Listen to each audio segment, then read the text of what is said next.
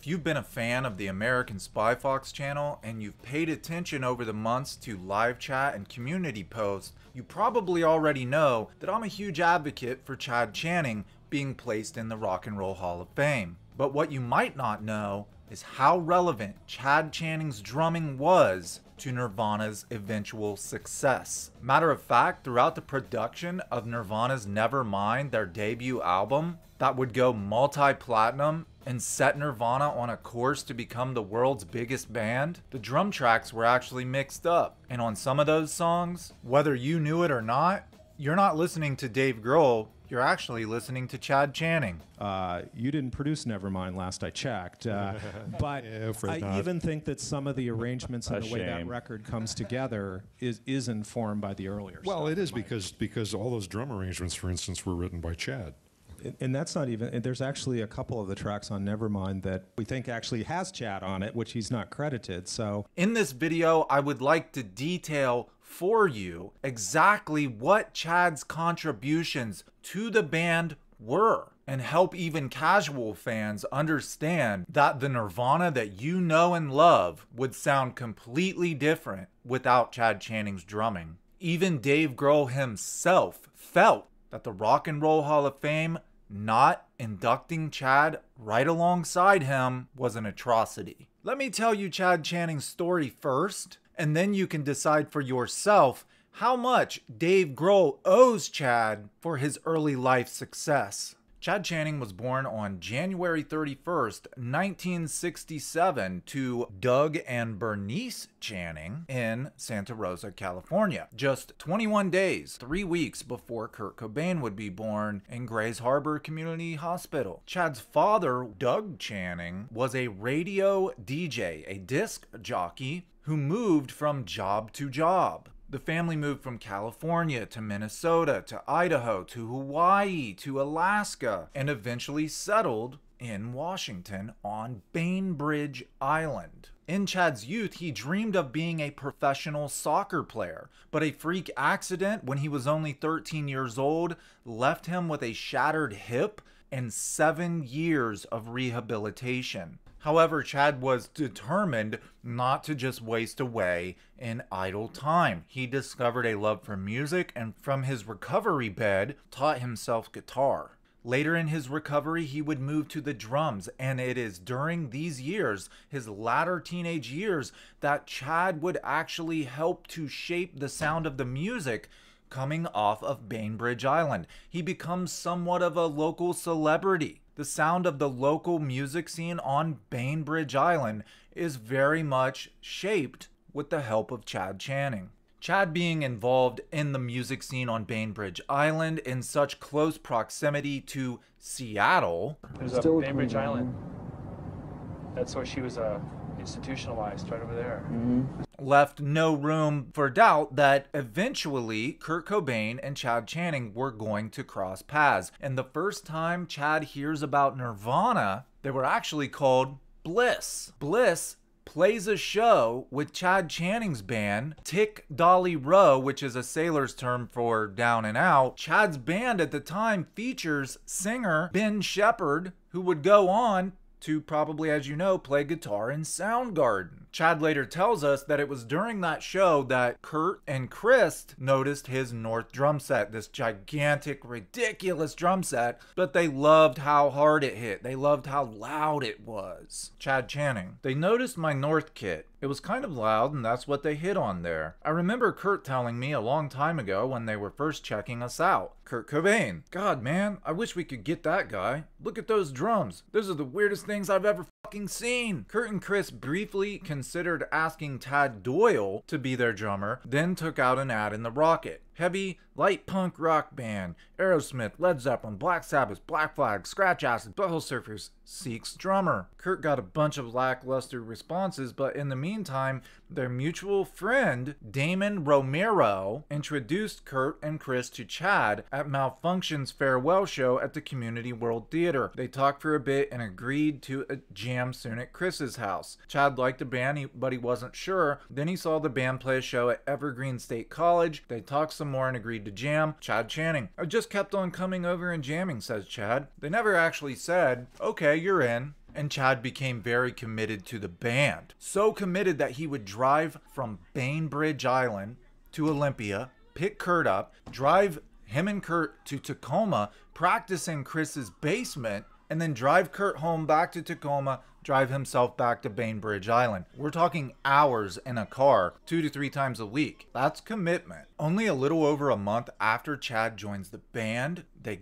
record their first single, Love Buzz. Now, it is true that some of the drum tracks on Bleach are from the Dale Crover sessions, but a plethora of new songs came with Chad. Songs that would appear on Incesticide, songs that would appear on Nevermind. Matter of fact, once Nirvana got Chad in the band and they created songs like Hairspray Queen, they wanted to include these new sort of experimental noise songs that you would hear later on Incesticide and Utero Nevermind. They wanted to include those on Bleach, but Sub Pop had a formula. The Aerosmith, Led Zeppelin turned into the Melvins type formula, so Kurt was trying to give Sub Pop what he felt they wanted, and not this new experimental stuff that you would hear appear on later Nirvana albums once they signed with Geffen. Now, we all know that Chad was a little bit upset that he could not partake in the mixing process. His ideas were not being accepted from Kurt and Chris. They had final say-so. We also know that once Nirvana signed with Geffen, they knew that they were going to sign with a major label. They decided Chad wasn't good enough. But it is common misconception that they just decided to dump Chad for Dave. Kurt actually asked Chad if he would take professional drum lessons. Kurt and Chris wanted to keep Chad. They just wanted him to get better. They wanted him to be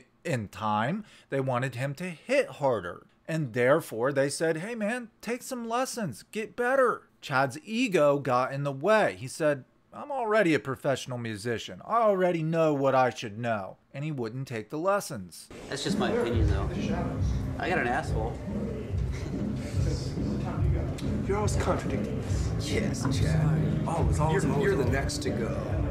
I'm next on the list, by the way. Chad turning down those lessons is what resulted in him being replaced by Dave Grohl. It is worth noting that according to Chad Channing these days, he says he left of his own accord. Regardless whether he left or whether Kurt and Chris let him go because at the time they felt they needed a better drummer, the fact of the matter remains they felt that they needed a better drummer and they did go and seek another drummer. Either way, it's kind of ironic that it would be Chad's drum parts that propels Nirvana into superstardom. So, the story is Dave Grohl comes in, he makes all these awesome changes and brings all this creativity to the mix, and drum licks happen. They become the most iconic drum licks and drum fills of all time. You'll see them on top 10 lists every day on YouTube. Here's what you may not know. Songs like In Bloom, Smells Like Teen Spirit, Lithium, Polly, Something in the Way, Territorial Pissings, Lounge Act had already been written, and Chad made up the drum licks to those songs. How many times have you seen a world's most iconic drum licks video, and at least 3 or 4 of those drum licks are attributed to Dave Grohl? Those are not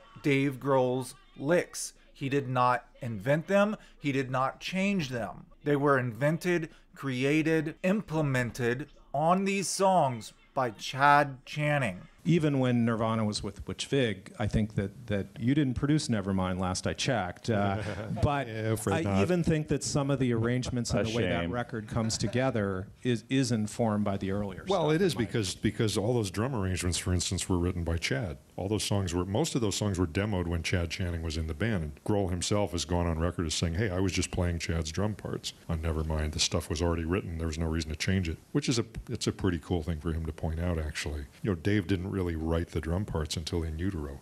You know, that's when you hear Nirvana with Dave Grohl. It's Chad's parts, and we were talking backstage. I mean, I think it's a crime that Chad's not also going to be on stage with the band or being inducted. The Hall of Fame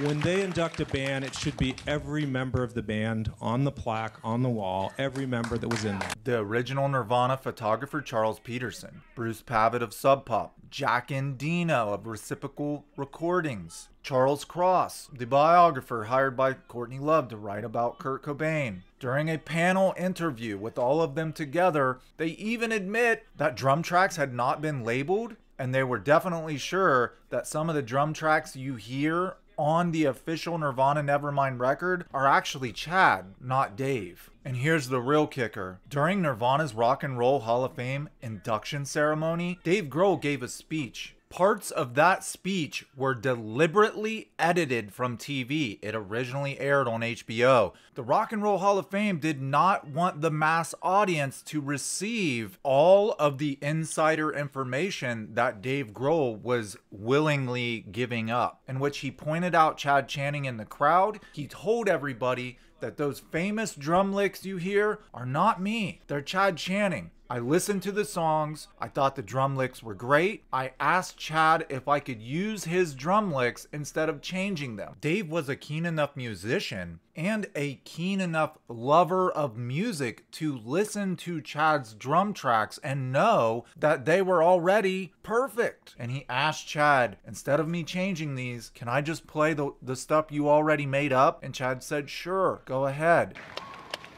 Chad Channing. Chad, where are you? I know you're here somewhere. I think you're here. Isn't Chad here somewhere? Where's Chad? Chad's around here, isn't he? Are you over there, Chad? Hey, Chad.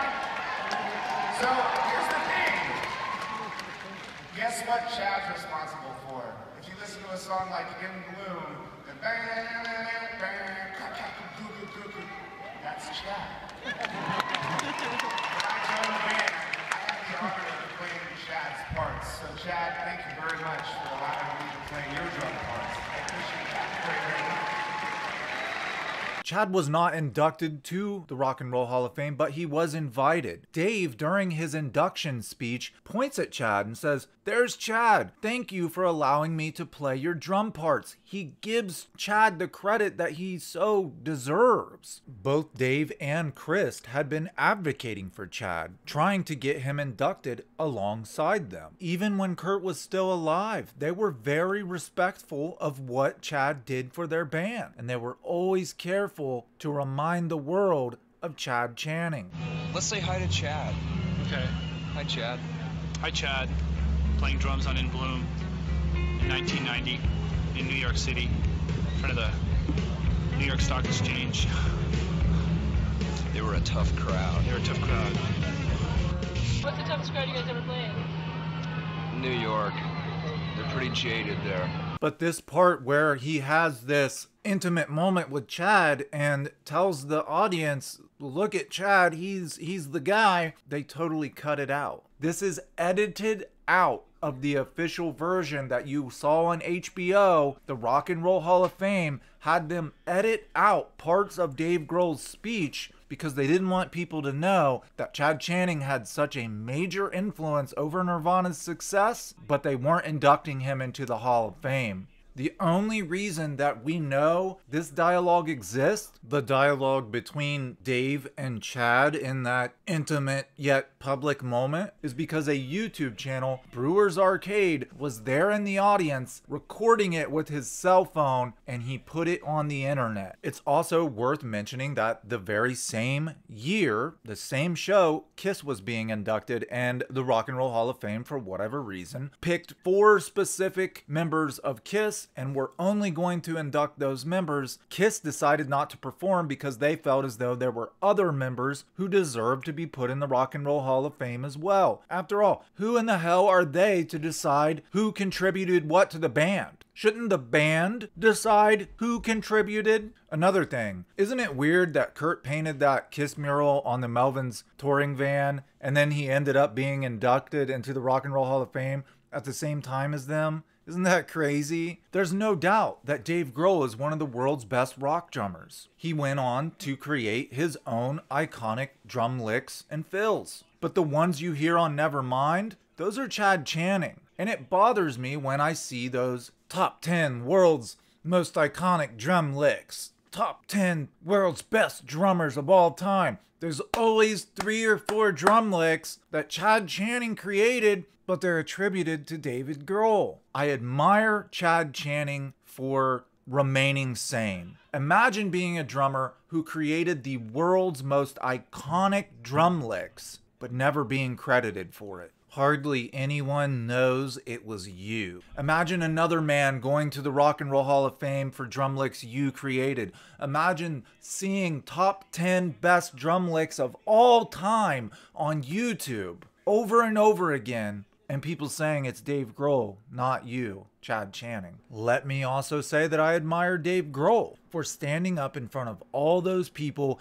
knowing that millions of people around the world are going to watch Nirvana be inducted into the Rock and Roll Hall of Fame, and admitting that the biggest album the world has ever seen did not contain his drum parts, but contained Chad's. But mostly, I admire Chad for not suing the Nirvana estate. And let me explain. If Chad was a guitarist and he created a song on guitar and then Kurt went on to use that song, wouldn't Chad get royalties? After all, after Kurt died, the rights were split up like this. Courtney Love would hold on to the publishing rights, the lyrics, the actual music. The rights to the Nirvana t-shirts and any merchandise went to Chris and Dave. And of course, Courtney was just holding on to those rights until Francis became of age. Then she tried to sue Francis to keep them until Francis was 40. That's a whole other video. Here's my point. There's a couple songs that I know of that Dave gets royalties for. Scentless Apprentice and Marigold. Why?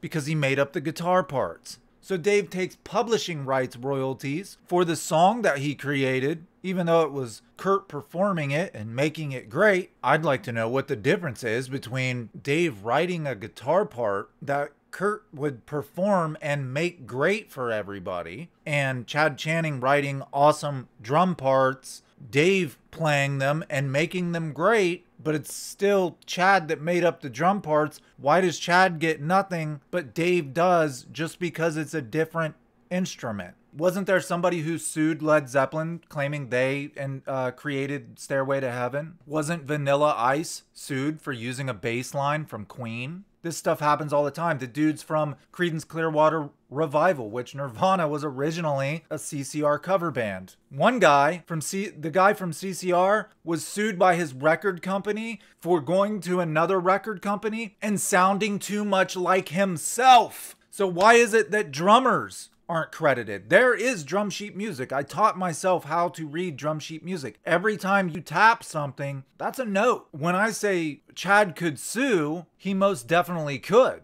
I'm sure he has a copy of that first demo tape he created. It's not a laughing matter. The dude really could sue and more than likely would win. He never signed a contract saying Dave Grohl could use his drum licks. It was an old school handshake. I admire Chad because he stood by that old school handshake. In his mind, he said, well, I told Dave he could use it. I told him he could use all my drum parts. Those licks made Dave Grohl the most recognizable rock drummer in history on this planet that we know of any existence on this planet. I'm sure there's existence somewhere else, but the most recognizable drummer in the world became the most recognizable drummer in the world because of Chad Channing, because of things he created. I admire Chad for the fact that he's never sued the Nirvana estate. I am not that big of a man. Chad had no clue that what these licks would do for Dave Grohl and Nirvana. He had no clue they'd end up on top 10 lists. He could be forgiven for saying, I want a piece of that pie. Give me something.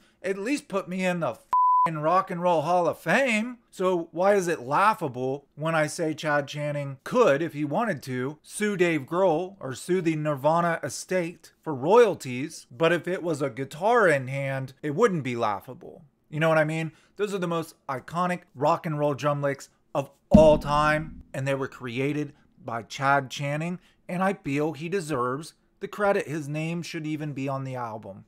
And he definitely deserved to be in the Rock and Roll Hall of Fame. If Kurt would have taken Jason Everman's songs and became famous with them, everybody would have been like, well, Jason deserves something. Even though Kurt could have played the songs better, sung them better, made them sound better, people would still agree that Jason deserved something. But Dave plays Chad's drum parts the exact same way, only hits harder, he's more in time, so they sound better, and all of a sudden they're Dave's drum parts and nobody has a problem with it. So if it's a drummer, it's somehow different. I admire Chad for keeping his cool and keeping a level head, and most of all, I admire Chad for being an optimist when so much negative shit happened to him.